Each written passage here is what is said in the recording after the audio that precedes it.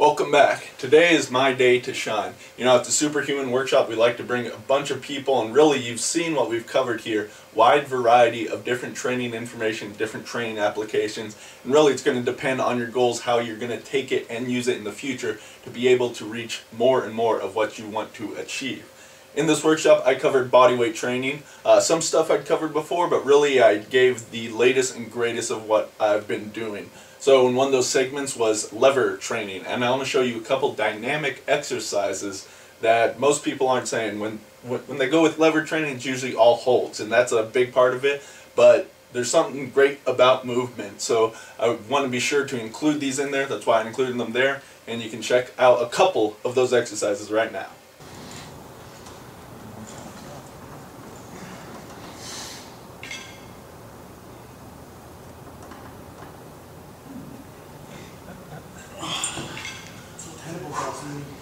Yeah, that one looks good. Yeah, I was going pretty big with those ones. Here's so it goes something a little easier. Here's one I like to do that combines front and back levers. Hard to do with a bar because you can't do it but on rings. So with this, you can do any of the different holds we've been doing. You're just going back between the two. So I'll go for a one leg tuck front lever into a bench, how about into a straddle back lever.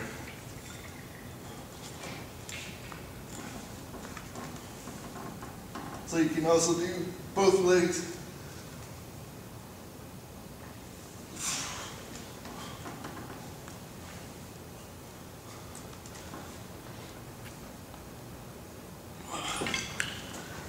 So go ahead and try a version suitable to your level, moving between some front variation and some back variation.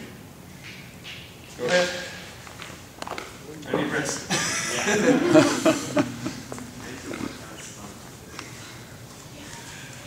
This is a lot more volume than I normally do, even though I've been trying to keep it easy. Great, even if you just go from back tuck to a front tuck, that's going to get you really used to the position while doing it in a dynamic manner. So this is a move just picked up recently, another very advanced one. It's basically raising up into the back lever position. It's sort of like the reverse hyper machine, except in a back lever.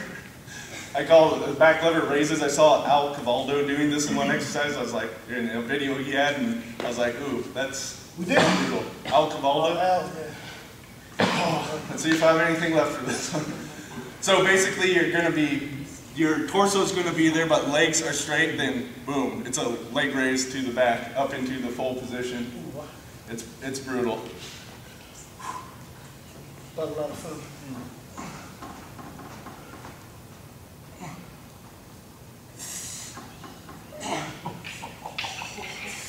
Looks like fun. Alright, we're going to tie a dumbbell to your feet now. So yeah, you don't need a reverse hyper machine. Now I also taught on handstand push-ups, more detailed than I've ever gone in before. Really, this is a companion to my book, The Ultimate Guide to Handstand Push-Ups, with some of the latest and best things that I have for it as well. So what I have for you today is an exercise variation of the handstand push-up that I've never seen ever covered before. That is the circular handstand push-up. Go ahead and watch this video, then give this one a try, and be sure to leave your comments down below.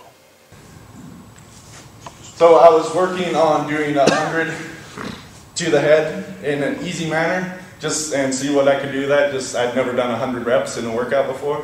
So I was working on that and doing sets of 5, and I was kind of bored throughout it.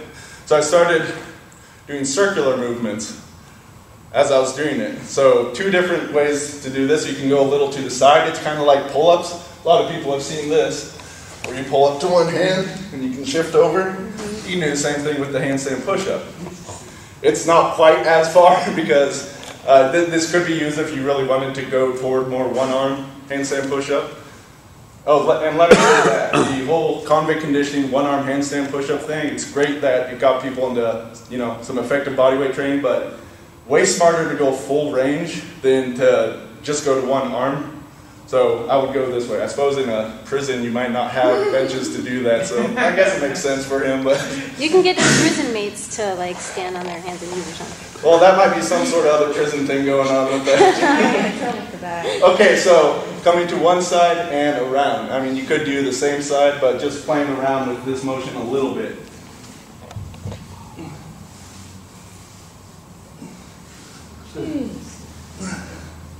That needs So go ahead and pick an easy one for you and try this in there. Phone books or whatever you need. Yeah, no.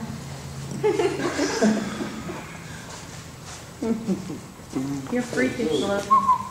That's what I do. I know. Well, and then the fact that you're This so is the superhuman long, workshop. Yeah. like the fact that your arms are 8 feet long is It like. makes it harder for you. Touch your edge at the bottom. Oh, okay. There you go. There you go. Okay, that's good. We got more variations. But see, I've never seen this variation covered before, just sort of stumbled on it. It's a good way to emphasize one arm or not. Wow, that was good.